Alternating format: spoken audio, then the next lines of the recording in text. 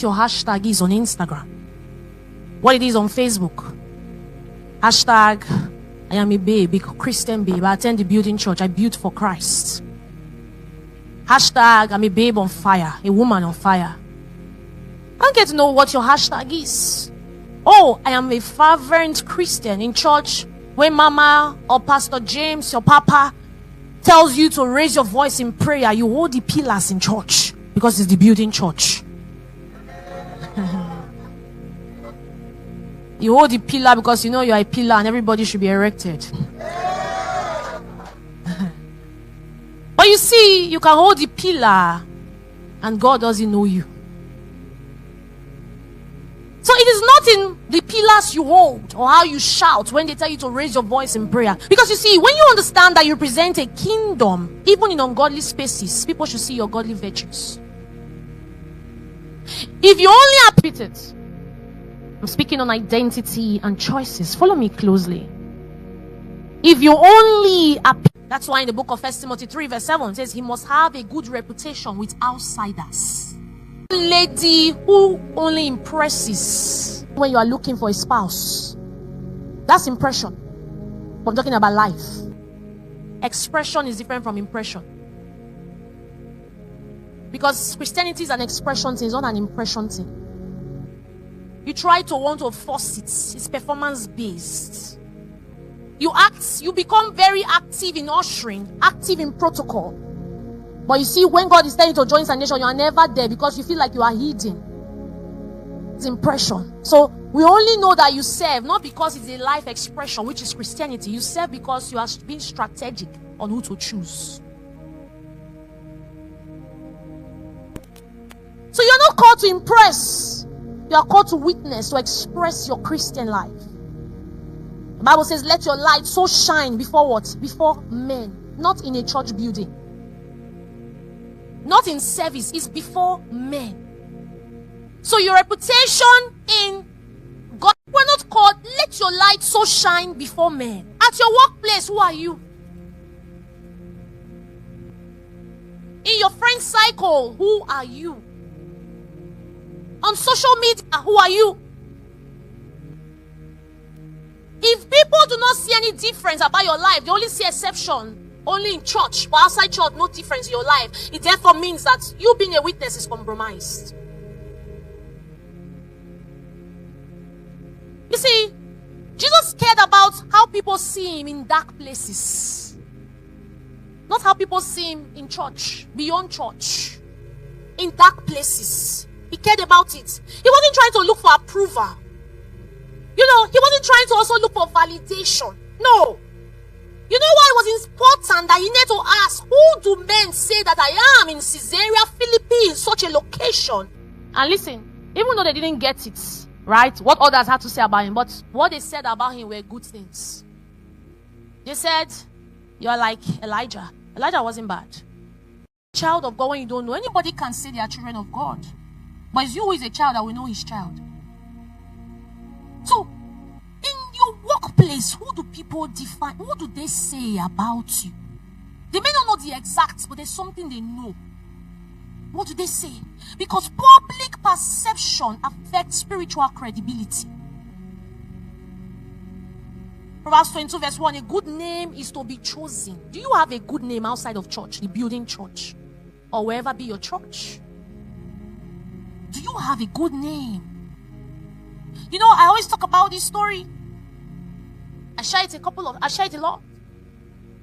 My former church, we did a flyer and we put a particular picture of a lady on the flyer. And when they went to share the flyer in school hostels, people said that if this lady is on the flyer, they won't come for the program. She didn't have a good name in school. But in church, I didn't know her to be one who didn't have a good name. This thing of looking for a spouse is a serious business. I worked in an office where during the closing time, everybody drinks. I saw where married, I've heard about it. Yeah, married men have asked me out a couple of times. But that's in my workplace. There was a man that was close to my boss. He smacked my butt. I was walking into my department, my office, and then he smacked my butt. If you see, I didn't care if I was going to lose that job. I warned him. I didn't care. Like what?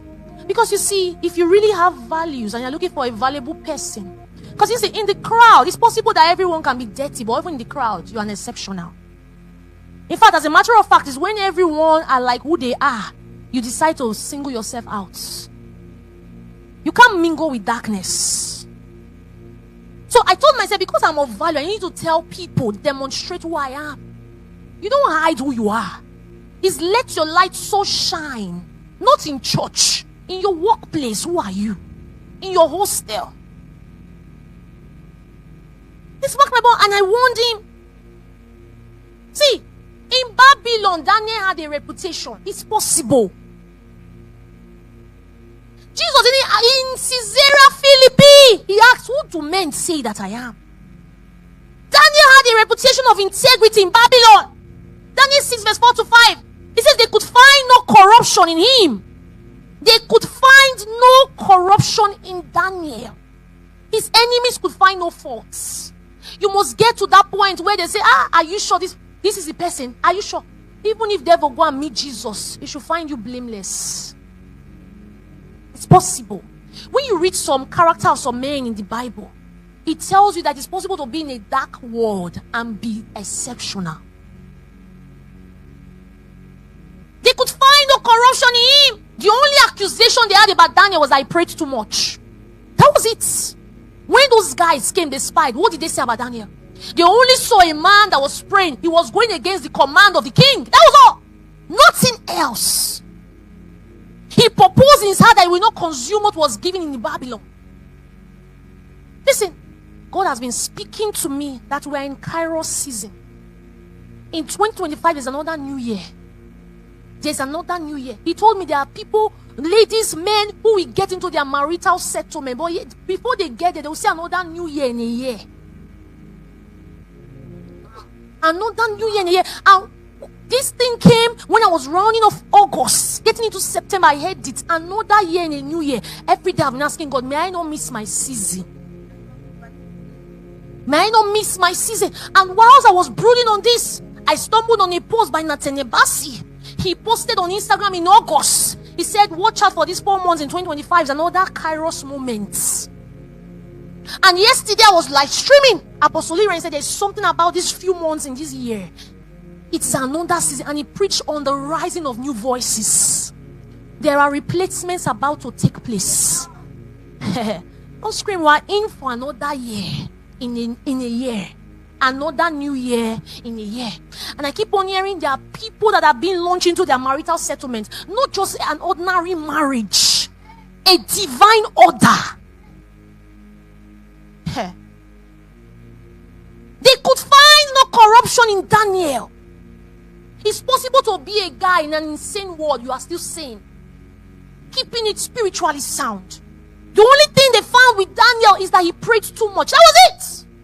He couldn't bow to their gods. That was it. Nothing more. It's not, he slept with this person's wife. That's it.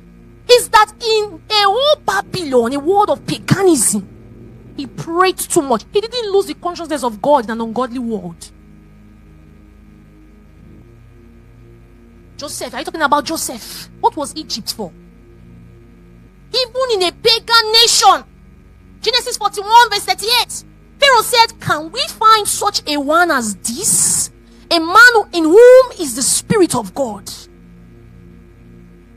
Listen, even if you find yourself in an ungodly location, they don't share the same faith with you. Let them respect your walk with God. Because they see there's no compromise. No filters. No shades. You are here, you are here. You're not trying to be in between. It's not when you tell a guy, say, I'm saying no to you, but your body language is speaking a different thing. You are saying your mouth and your body are in sync. They are in unity. Soul, spirit, and body in unity. You are not trying to use your mouth and your body has a different language.